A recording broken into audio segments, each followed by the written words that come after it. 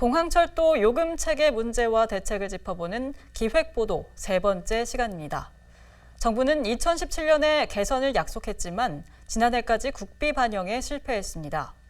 민자 손실분을 누가 어떤 방식으로 물어줄지 검토가 필요하다는 이유 때문인데요.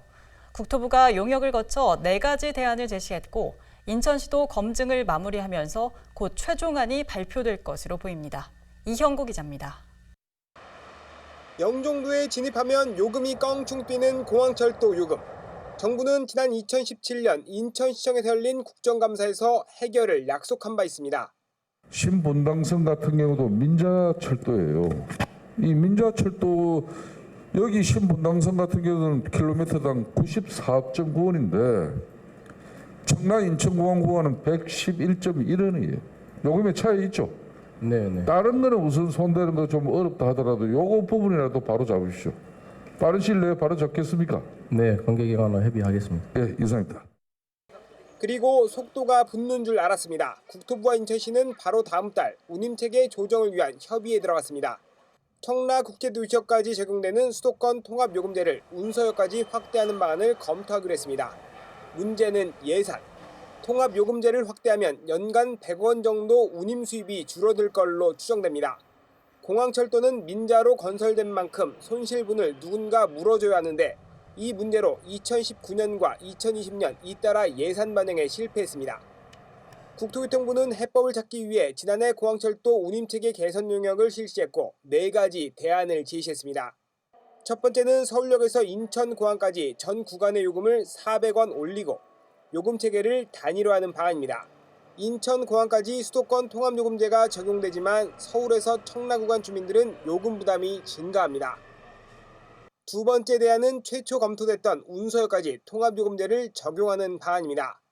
영종역과 운서역 이용객까지 모두 할인을 받을 수 있는데 정부나 지자체가 물어줄 수입 감소분이 100억 원으로 가장 많습니다. 세 번째는 영종지역 주민 모두에게 통합요금제를 적용하는 겁니다.